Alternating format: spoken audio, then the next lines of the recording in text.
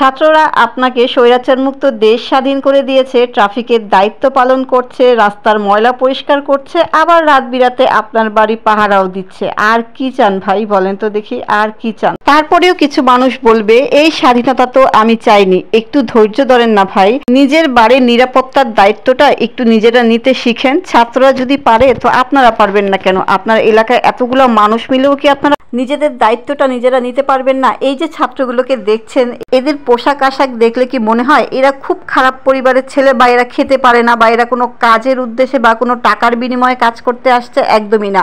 এই যে আমার বাসার রাস্তাটা দেখছেন, সামনের রাস্তাটার অবস্থা দেখছেন, আমরা নিজেরাই তো খুব বেশি একটা বের হই না, আর এরা সারাক্ষণ এই রাস্তাটায় কাজ করে যাচ্ছে। তো আরোহীর বাবা এসেই বলছে কয়েকজন ছেলে যে এখানে কাজ করছে, তার মধ্যে হচ্ছে কয়েককে যেন সিঙ্গারা দিয়ে গিয়েছে, তো সবাই মিলে সিঙ্গারা খাচ্ছে। আবার একজন আরেকজনকে বলা বলি করছে, গতকাল আমাদেরকে বিরিয়ানি দিয়েছিল, পানি দিয়েছিল। তো আমি একটু আজকে বাসার জন্য বিরিয়ানি রান্না করব, আগে থেকেই চিন্তা করেছিলাম যে বিরিয়ানি রান্না করব। তো ভাবলাম ওদের বাবার কথা শুনে ঠিক আছে আজকে একটু বাড়িয়েই রান্না করি, আজকে না হয় কয়েক প্যাকেট ওদের জন্য খাবার পাঠাবো। আর গতকাল রাত্রে মানে আমাদের বাসায়, আমাদের আশেপাশের এখানে আর কি ডাকাত ঢুকেছিল, তো ছেলেপেলেরা সবাই বুঝতে পেরে বাইরে অনেকক্ষণ পাহারা দিয়েছে। তো এই যে ছেলেরা কাজ করছে, এদের কি দায়িত্ব এটা করার? আমাদের তো আসলে এখন পুলিশ প্রশাসন নেই বলেই হচ্ছে এরকম হচ্ছে। তো পুলিশ এসেই বা আগে কী করতো ভাই? তেমন কিছুই করতো না। এর আগেও কয়েকবার আমার বাসায় হচ্ছে চুরি হয়েছে, চুরি বলবো না, এটাকে ডাকাতিই বলবো। তারপরেও পুলিশ এসে কি করেছে? কিছুই তো করে নাই।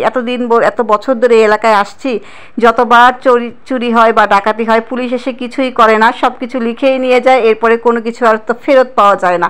তো পুলিশ থাকতেই বা কী করেছে? তো এখন না হয় উৎপাতটা একটু বেড়ে গিয়েছে।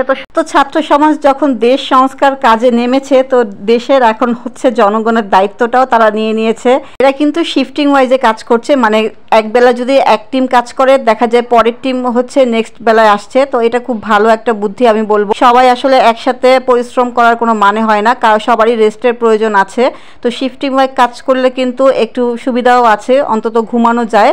তো এটা খুব ভালো। তো ভাবলাম ঠিক আছে কয়েক প্যাকেট এদের জন্য আজকে বানিয়ে পাঠাবো।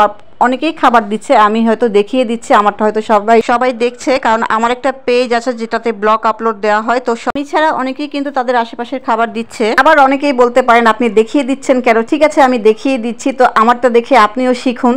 কারণ আপনি যদি 5 জনের খাবার বাড়িয়ে রান্না করেন, আপনার মনে হয় খুব একটা বেশি সমস্যা হবে না। ছাত্রছাত্রীরা যেহেতু কোনো পেমেন্টের বিনিময়ে কাজ করছে না, তো আপনি যদি একবেলা খেয়ে থাকেন আর 5টা ছাত্রছাত্রী আপনার এলাকায়, যারা আপনাদের এলাকার বাসীর জন্য দায়িত্ব পালন করছে, তাদেরকে খাওয়ানো আমার মনে হয় না খুব একটা বেশি কষ্টের ব্যাপার, খুব একটা বেশি হিসাব করার দরকার আছে। নিজ নিজ এলাকায় নিজ নিজ সামর্থ্য অনুযায়ী দিবেন। আপনাকে খুব বেশি ভালো খাবার দিতে বলছে সেটা না, আপনি যদি সিঙ্গারাও দেন তাতেও কিন্তু তারা খুশি।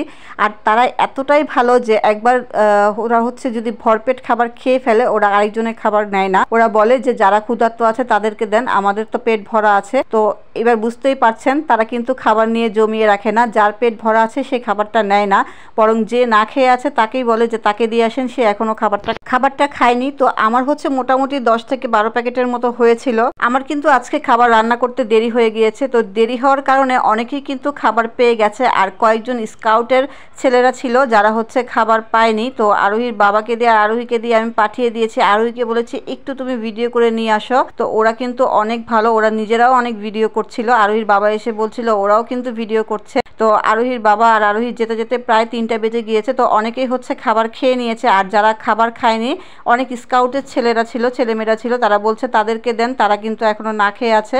তো যাই হোক আলহামদুলিল্লাহ, ছোট্ট একটা উদ্যোগ ছিল, সেটা সফল হয়েছে। আপনারাও নিজ দায়িত্বে নিজ নিজ এলাকায় নিজেদের সামর্থ্য অনুযায়ী ওদের পাশে দাঁড়াবেন। ছাত্ররা যেহেতু দেশটাকে পরিবর্তন করতে মাঠে নেমেছে, ওদেরকে একটু সহায়তা করুন। নিজেদের সুযোগ সুবিধা তো অনেক দেখা হলো, এইবার না হয় একটু দেশের সুযোগ সুবিধা আমরা দেখি। 1 টাকা বিনিয়োগ না করে ঢাকা শহর যে এতটা পরিষ্কার পরিচ্ছন্ন এই 2 দিনে হয়েছে, আমার মনে হয় না কোটি টাকা বিনিয়োগ খাত দেখিয়েও এত সুন্দর ঢাকা শহর আপনারা পাবেন। তো আজকে এই পর্যন্ত।